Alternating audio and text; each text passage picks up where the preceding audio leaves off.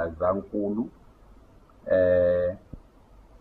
by and before the 1960s, and the land where Guyana is situated belonged to Mangombe royal family. Now I can do it like this.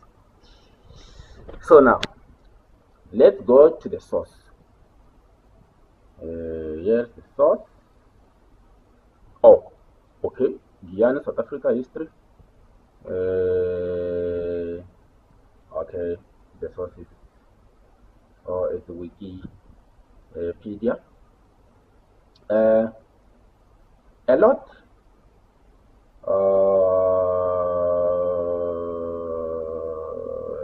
Let us explain here. Alright. Now, let's go back. Now, we go to Mangombe or wonders and history of Mangombe. Click. And then it's about to open. It's about to open. Go. You can see there. You can see there. Come on. Maybe it needs some refresh. Okay. Need some refresh. What about this? I was watching the parliament. Okay, I think it is taking too long, but you can Google it yourself, and there's a lot of information on the net about Mangombe. Now, and there is an indication. Oh, maybe I should have.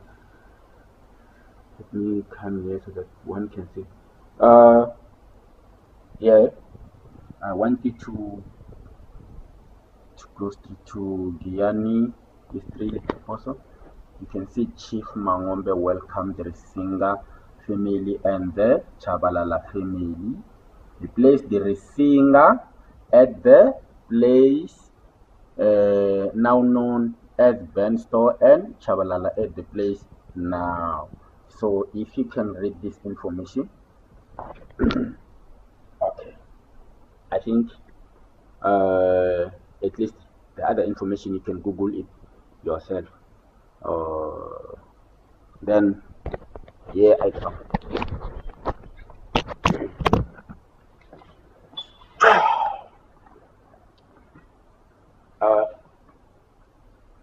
As you've seen from the internet, I was trying to at least before I speak much about the history of Mangombe family, also at least have some emphasis through the archives where different sources have made this history available so that the information cannot be lost. Well, Mangombe family is now facing a lot of challenges, including the unlawful taking of its land by the very same people who you have seen were indicated to have been welcomed by the Chief Mangombe by them back then. And those are the homu traditional council, because they are now recognized as the traditional council as the traditional council. What is it that is happening? What is happening is that the homu has taken over the land which he found Mangombe occupying and owning, and this came during the apartheid times. But the family still have some documents which still proves that Mangombe was actually still the owner of the land in which homu is operating or is exercising its authority on. Uh, uh, Mangombe used to pay allegiance under Mabunda Tribal Authority, which is Ngobe, back before 1978. And then on 1978, Omu, Ngobe, Mabunda Tribal Authority. So it's important, or I don't know whether it was motivated by the by the laws or the rules back then during that apartheid time,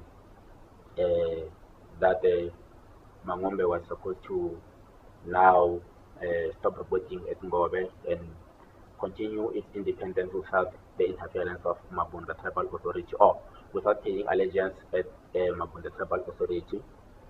And then they wrote a letter which confirmed that Mangombe crawled at its own properties, and then those properties will be under leadership of KG Mangombe, Kenneth Mangombe. And Kenneth Mangombe is the son of the great Vomitoda Mangombe, Mary Mangombe, who Mary Mangombe Vomitoda, she was once interviewed by the SABC TV. I don't remember when was then, but she was a lot of structures which dealt with heritage and traditional matters used to visit, and there are a lot of records that I think many of the people still have even today, or many of the sources still have even today, which clearly indicates exactly what the status of the family under her leadership was, and which is possibly still is even today, regardless of the status being reduced by the government when the Homu Traditional Council were wrongfully recognized. And then in 1978, after the issuing of the document by the Mabunda Tribal Authority, which gave power to Mangombe to continue its independence, the leader, KG Mangombe, had this relationship with the Humus, as you have seen in one of the archives, that the Chief Mangombe welcomed the Chabalalas. So this relationship was continuing, whereby if Mangombe has these things, he remembered those who he have welcomed, so that they form part of the family. And then, however, they were having their own plans, which Mangombe wasn't aware of, and that happened to be the leader of Mangombe family, who is KG Mangombe. So what happened is Homu or Chabalala, then they were led by H.W. Chabalala. H.W. Chabalala confronted KG Mangombe and requested to see the document, because he heard that KG had acquired a document from Mabunda Tribal Authority, and then he wanted to go through it. Then that's when KG gave the document to H.W. Chabalala. But upon request of the document by KG Mangombe from H.W. Chabalala, assuming that he should have went through the document and now it was time to send it back to the owner, then that's where H.W. Chabalala started to actually he didn't start anything. He only said the document is lost, and then KG knew now that trouble is coming,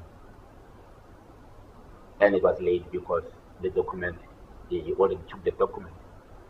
That document was taken in 1989, yeah, around 1989, 1989, 1990 there. And then KG demanded the document for over 3 years. Is it 3 years? Yeah, for over 3 years without success. Until when the old woman, the mother of KG MANOMBE, who, as I stated in my explanations, that she was the one who was the chief by then, but because she was too old, she had to be represented by KG MANOMBE. She requested that she go face him herself, and then she went there with the company of KG MANOMBE, and then he gave the very same response that the document is lost. But however, this time he met his match, because this woman was very smart. She was very smart. She asked if he did go to school, and then he said yes, and then she said, oh, did you read the document and understand the document? I said yes, and then she said no, it's fine. As long as you have understood what was the written of the document, it means that you know the content of the document. So knowing the content of the document, just write the content of the document, and then you stamp it, and then you have to write. They wrote it, and then they stamped it. That document is still in our possession as a family, the MANOMBE family. Even though upon writing it, he reduced some information which formed part of the content, and added some information which didn't form part of the content of the lost document. But however, he also indicated the existence of the properties, or the recognition of the properties as independent. And then, well, when was then? It was around 1993 when the document was issued. I think in 1993, 1994, 1995. Yeah, somewhere around there, because it is not clear that much. But it is not clear that much because the document is too old. So the writer, I don't know whether it was intentionally or not. It's not clear on the date. And then there's this thing which, if you can analyze, you can see that that document played a big role to the recognition of homu traditional council as the seniority. Because look, the document got lost in around 1989, and then it was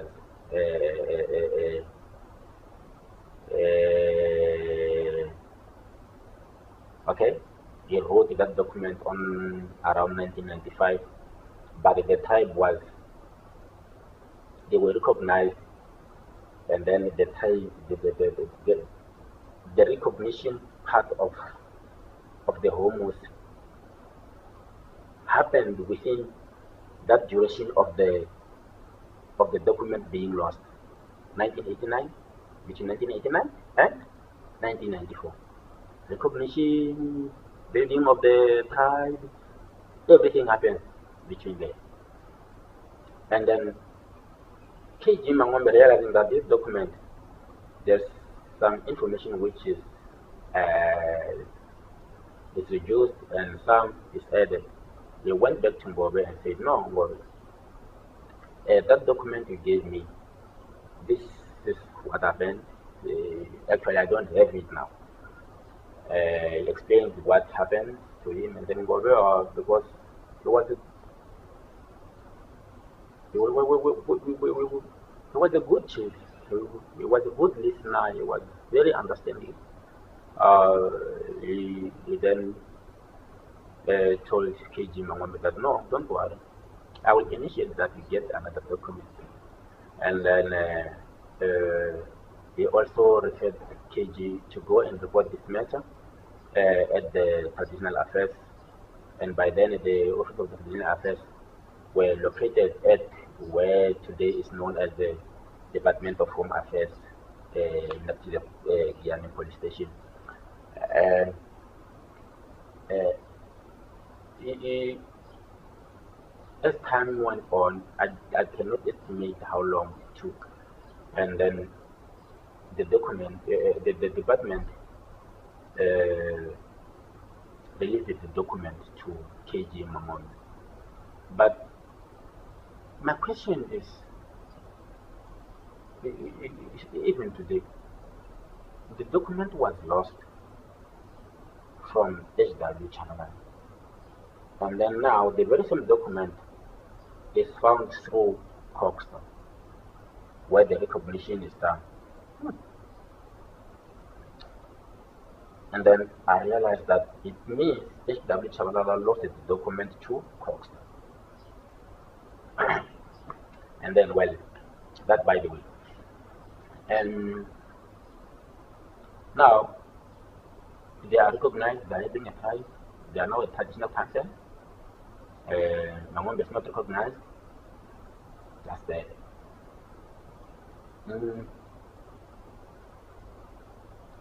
Their recognition as a traditional leadership meant that they were going to exercise their roles of leadership, traditional leadership, on the land that does not belong to them.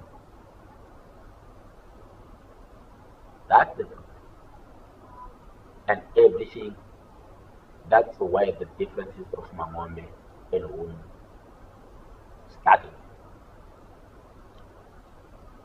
Then KG Mamombe realized that the homus are now taking what belongs to Mamombe,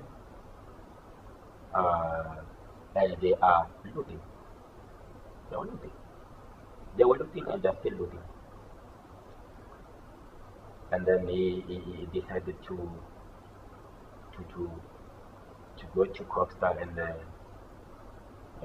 report the matter.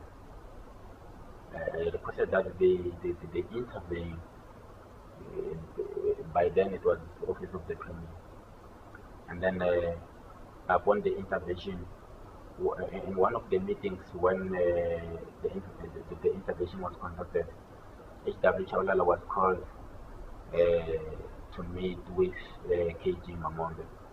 And then by then the representative of Coxstar was Mr. Shivambu. And then Mr. Shivambu asked if H.W. Chaulala knows of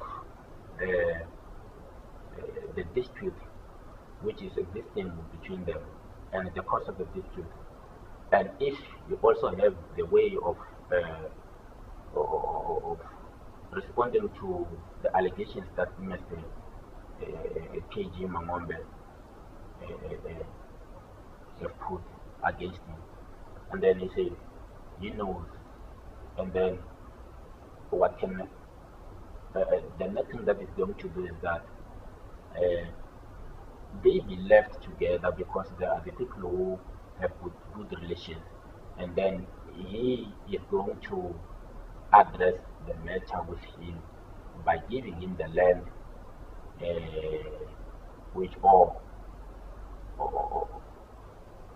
yes, by giving him the land. But I don't think we're going to give him the land because already Mamombe had the land.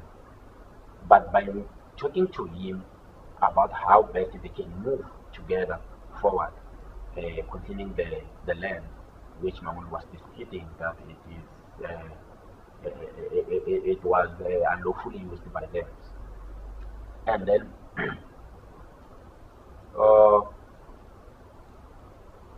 time came.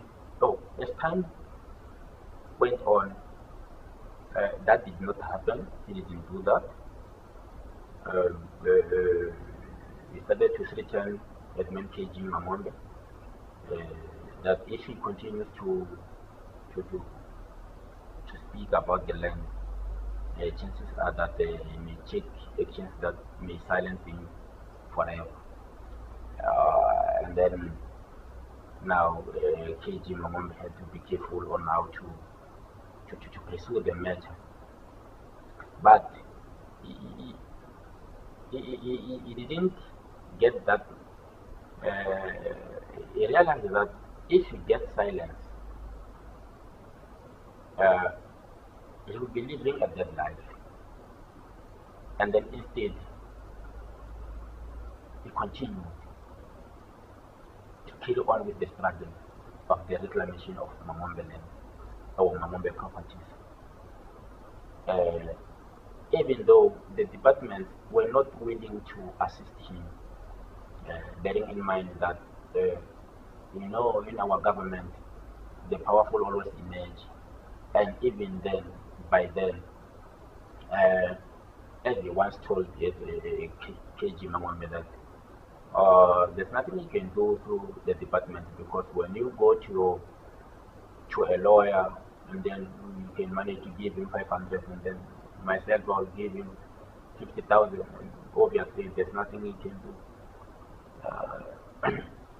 Well, so now you can understand the atmosphere the family leader was put into when it comes to going to the department for the intervention.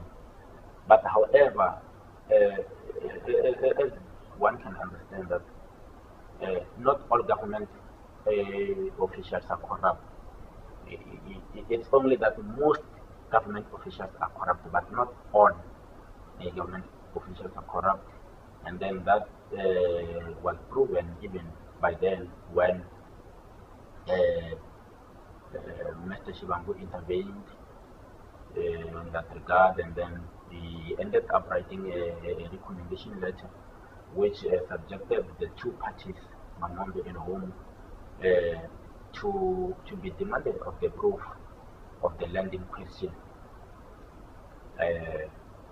and which is recommendation which we still have in our possession. The Department of Land Affairs and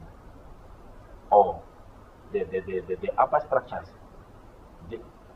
did not initiate for that to happen until today, as we speak. And the old man or KG MANOMBE didn't know where to take that document to, I believe, by then, because as now I'm grown, I just saw that document now, but it's a document which, upon questioning him,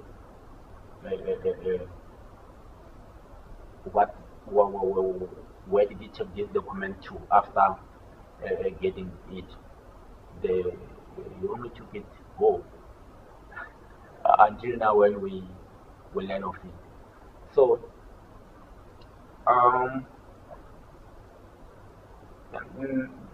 this matter was remained in the what do we call this, Mopani Support Center, the traditional affairs, the local office for so long, over 18 years, without the intervention by the provincial department. So as we grow, being his children, we then like to sit down, study the documents that we have, go through the history, do all the necessary research that can cement the actions that we are desired to take in assisting the family to reclaim its position and get properties back to its original state. Then we realize that the family, this family was robbed of so many things, and its community has been deprived of so many things that belongs to it. And then that's when we started to pursue the reclamation of MANOMBE. There are so many casualties behind the reclamation. As the reclamation got to be this much convolute, and it, it started to spark tensions between MANOMBE and homu, because the intervention was now showing some fruits. They had to try by their own status to exercise the powers that they have over MANOMBE, when MANOMBE also with its limited power did not give up and we didn't surrender. Even now we are not surrendering, we will never surrender. This is the struggle which will be carried on until the final end. There's no way that it's going to, as I speak now, and then it will be on the archives. Our children are going to pursue this if we do not succeed ourselves. But with the little information, or with the much information that we have and we have contained now on the reclamation process, because as we speak now, we do have a document which they have confirmed themselves that they know of the land that belongs to MANOMBE, and we also do have a letter which they have confirmed that during the establishment of MANOMBE Nature Reserve on MANOMBE Mountain, MANOMBE formed part of giving the right to establish the nature reserve on MANOMBE Mountain, and of which it is true, but it is not the part which MANOMBE did. MANOMBE being the custodian of the mountain or of the land on which MANOMBE Nature Reserve is located, gave the permission. They used to visit the premises of the late Bomitoda, who was the chief, the likes of Lobcha, the historians, as I've indicated along my explanations, that even the SABC, ABC Radio, SABC chief. So the consultations were done at MANOMBE premises, and most of the consultations are still continuing to be done at MANOMBE premises. So, but with us at MANOMBE family, we've disputed the custodianship of the nature reserve and still on the process. And then so many meetings that were held, and then little foods that were bad, like containing the mountain or the nature reserve. We had two issues tabled on for addressing. One, custodianship. Two, benefits to our community. So the issue of community, they once attempted to address by requesting two members to come from the MANOMBE family to join the co-management committee, so that we can assist, we can be involved and included in the management of the reserve. But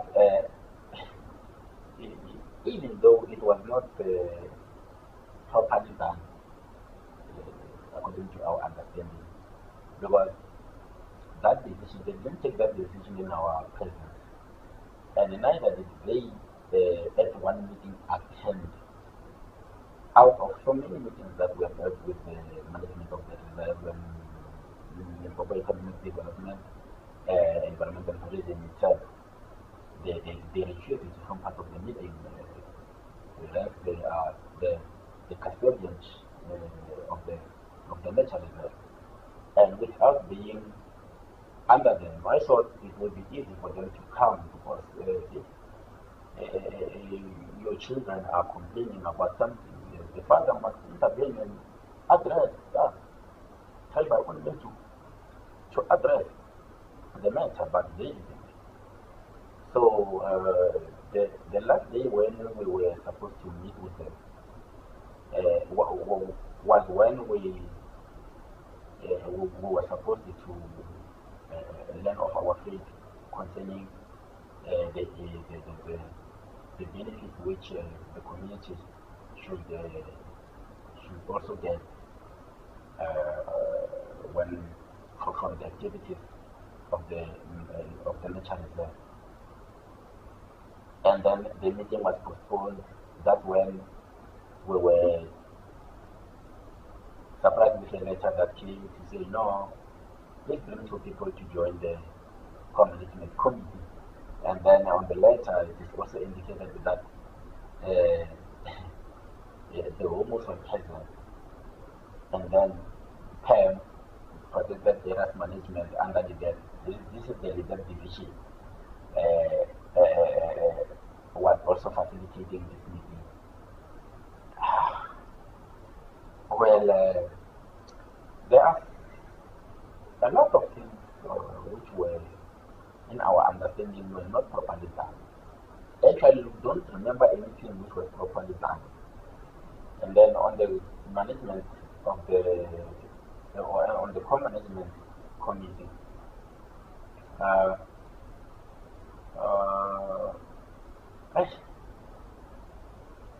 when we joined the team, we managed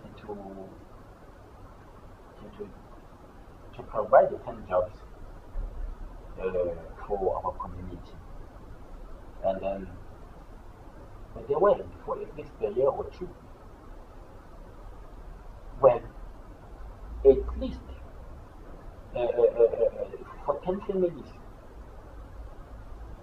to find a job and be able to put the food on the table. It's something better, and our wish was that, because on the first phase they said it's 10, and then on the second phase it will be chances are that there will be 20, 30, just like that. And then if it didn't happen that these guys went on to, because they work with government structures, and they work with government officials. They discuss with them how to host MANOMBE out of the picture. Then they went on to say, no, let us do this. We changed the arrangement of the running of the co-management committee.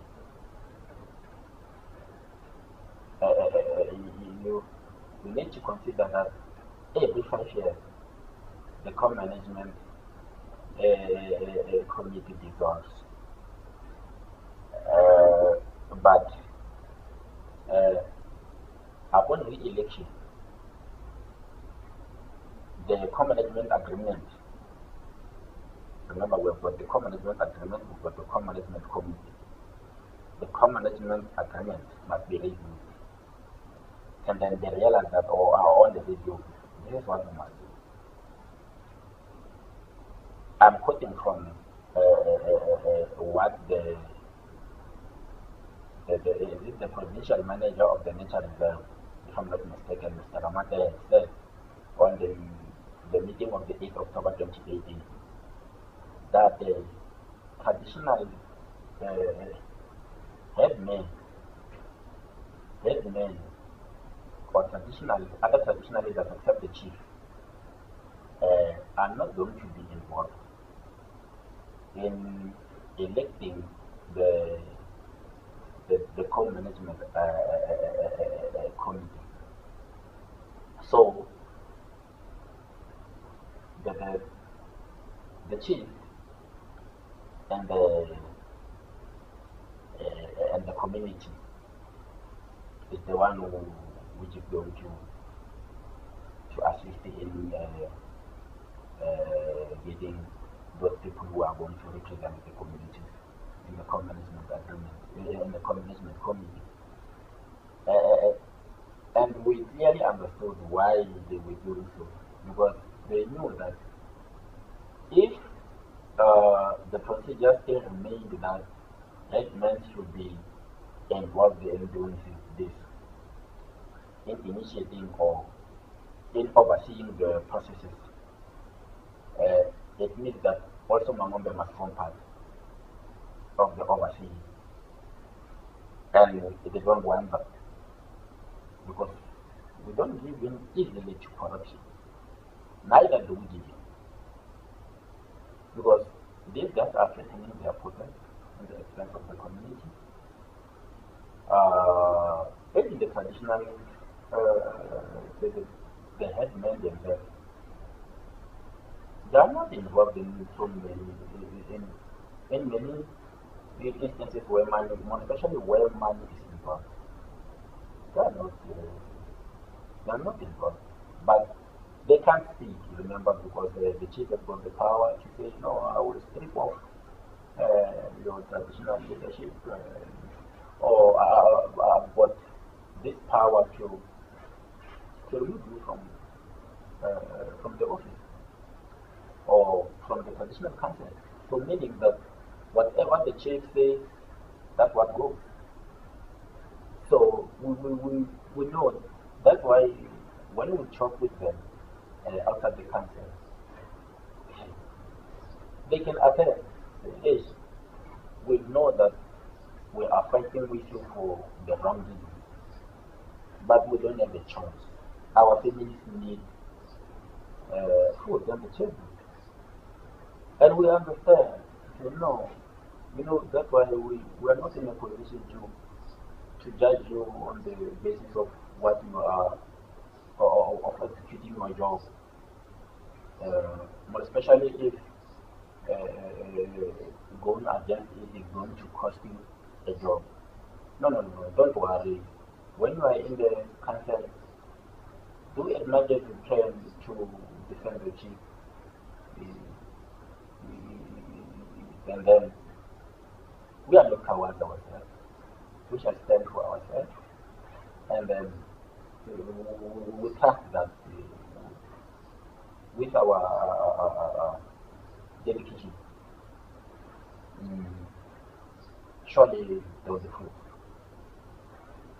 So, how do these guys enrich themselves? Simple.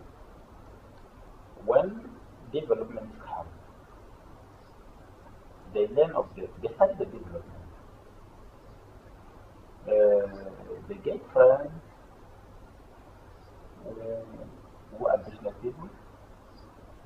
They sell their land. They don't involve headmen. Headmen are only involved when there are these minor projects, or they are not. But even when there are minor projects, if it comes to money, they must be set aside. We only be involved when they are supposed to transmit the message to the community. This is what needs to happen, especially on minor issues, or on minor development. So, there is this big project which started the big tension and is still on the big page now. It's still not finalized. The erection of a private school called the Uganda Educational Center. This school, but I want you to note that the management of the school has nothing to do with, or actually, Uganda itself has nothing to do with the dispute between MANOMBE and homu, but it is only mentioned because it is a subject only, but it has nothing to do with. That's why I cannot say the school is wrong somewhere or right somewhere, because of this and this and this. They've done nothing wrong to us, to our understanding of the family. However, the processes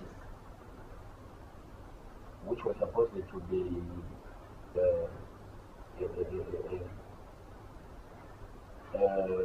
legally advised by the, well, I can't say legally advised, because they may change and say, no, we are not a legal entity. But I think they are a legal entity since they are under the custom. They are under government as a traditional country. But these guys, what they did, here comes the project, the benefit. The benefit man, the benefit visible materials, come. It goes to their families. No headman, other headmen involved. Them only. The other one, the developer builds big house for him, buys him a car, money obviously, everything. And then they sell the land. The community knows nothing. They only see when the developer starts pushing the land, construction starts, they everything. And then as a family of MANOMBE, we had to write an objection, wrote an objection, submitted to the municipality, the land use management office, and then we also wrote to land affairs, and then the meeting was initiated on the, actually we had the meeting on the 5th of December 2015. The homus were there, we were there, the developer was there, the municipality was there, and then land affairs was there, nature reserve was there, because these guys were also division, they were cutting down the protected trees. And then on that meeting, there were a lot of regulations. One, the developer did not have a certificate to clear or to cut the protected trees. Neither did they have that.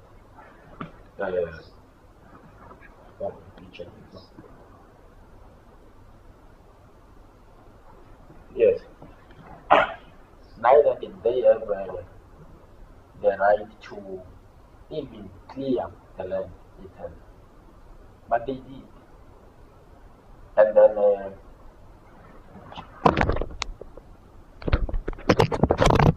they did. And then the other thing was that the processes were not followed. Not even one process was properly followed. And then the Royal Development explained exactly what the guidelines under a Area Act entails.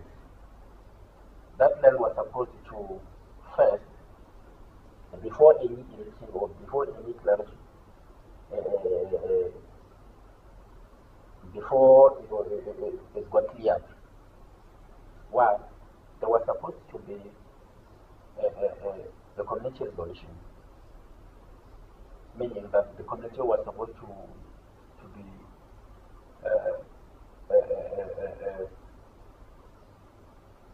be consulted, give consent to the coming of the development, and then they were not involved. The other is, before the school opens, or even before construction of the buildings of the school, the community was supposed to have a trust account, which the developer should have initiated. the trust account where the benefit of the community must be good, because that land was supposed uh, to be evaluated of its worth, and then that worth must be given to the community, because the community is now going to suffer access to that land to perform the activities which they used to perform, like cutting down of or like wood, residential purpose or business purpose, more especially in terms of sites. I mean, sites for business, sites for residency, even for grazing of their herds.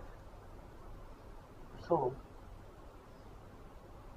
evaluation was conducted. 2.4 million rand was supposed to be given to the community, or to be put in the trust account, which was supposed to be open. As I speak today, that did not happen. And guess what? Who is obstructing that? The very same traditional council, the chief himself. Those who have been benefited and duly benefited. So, we are living on the land that belongs to MANOMBE, which people used to live harmoniously, including them, being our people. But these guys came to them hiding their venom and greediness, cruelty, and inhumanity that they possess within their monarchs. From then, realizing that fish, now there are a lot of revelations that have come out to the community, and the community is going to know. Chances are that the community may take action. They decided to know, let us watch the community and make sure that, because this community listens to us, because they respect others superiors, they go to them and let's make them turn against MANOMBE. And then they did that. They tried where the community, but what one must understand is that in the majority of people, chances are that one can ask when you come in to pay. One can ask and will need answer, and if you fail to provide an answer, one person can change the whole mass. And then that's what actually happened. When they were mobilizing the communities then against us, claiming that we are on them, we are disrespectful, because many leadership today, they are beyond being disrespected, more especially when they are asked questions which behind it they are hiding a lot of things. So that's actually what is transpiring now, what is happening now, because as a family we are still standing in awe to see the community get the money which they are supposed to get. That 2.4 million rand could have helped our community. There are a lot of needs. We are living on the community which I think it's only maybe 1.2% of the people who are employed, and those are the people who have access to decent life. So, but the chief is the one who is obstructing. Instead of fighting for his community, he's the one who is against his community. And then I'm asking myself, is he a leader, or is he a Bobara? He's not a leader. I don't think so. His conduct resembles a thief. His conduct resembles a dictator. This conduct resembles a greedy person, a disrespectful person, a person without integrity. That's what it is. And I can't pay the cancer because what I've learned from the cancer is that this cancer has got morals as long as they are out of the country.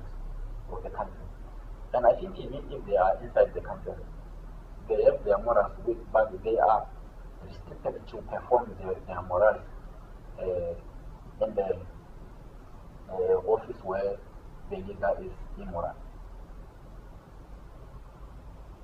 And I want to put this on record to say this chief where I'm talking about now, IC Chabanab, on his arrival in the office when he was recognized as the chief, as the new chief, because back then it was HW Chabanab who stole the document and everything. He's the one actually who knows the story, the story behind MANOMBE in homu. He's the one who initiated it.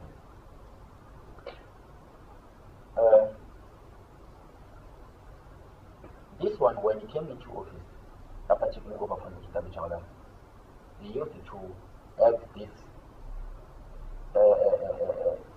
moral, this behavior. He had ethics and values,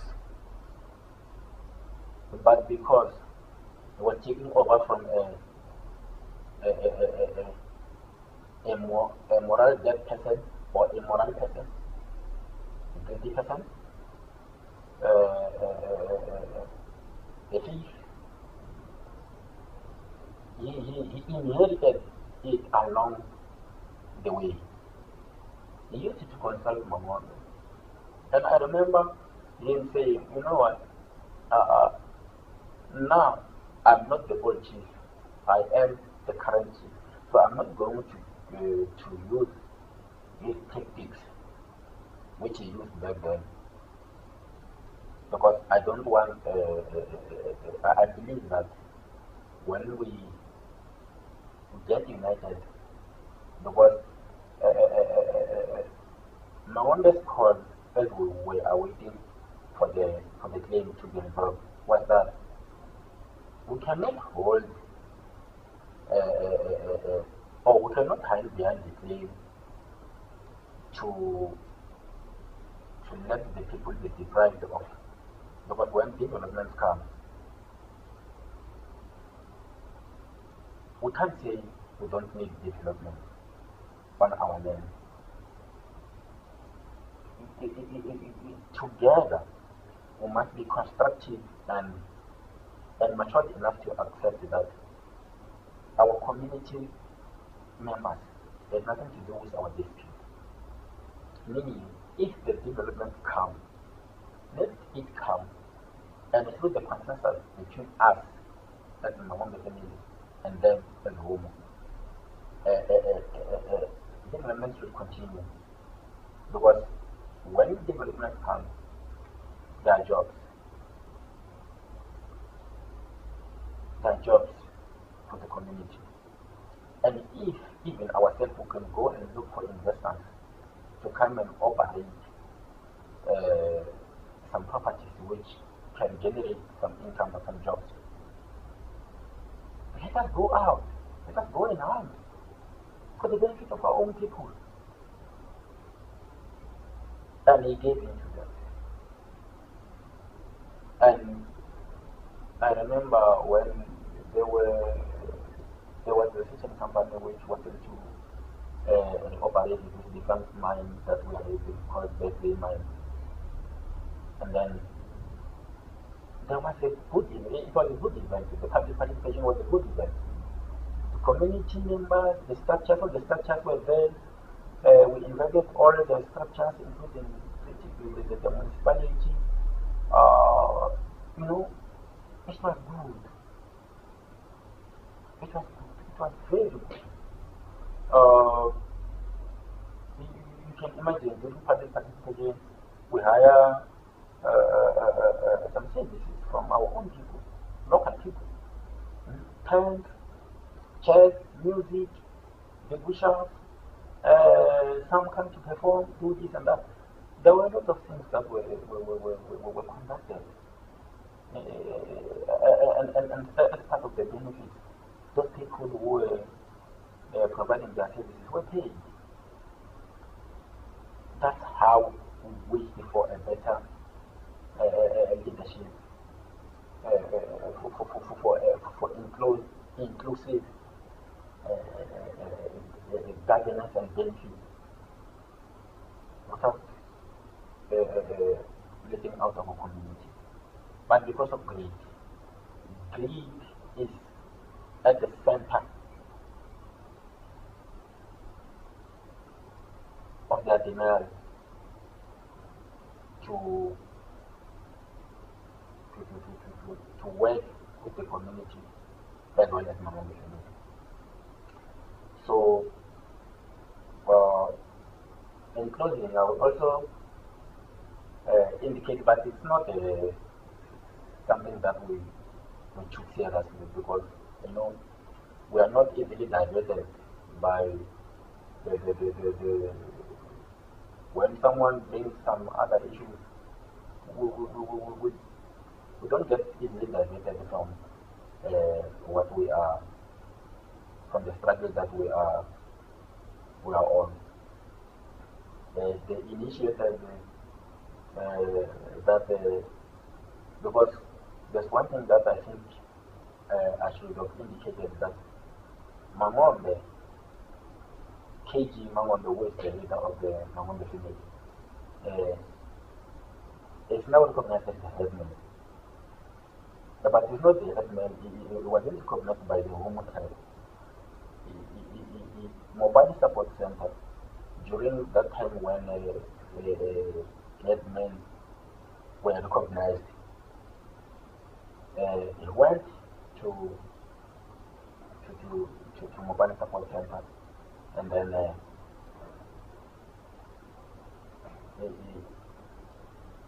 the support center said no. Support center is Costa. Costa said no. We need recognition because it is now available.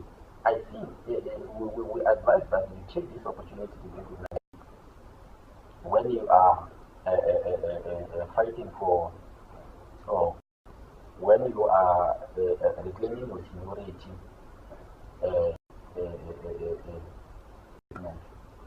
And then the question you ask is that, but requesting me to quietly give in to a wrongful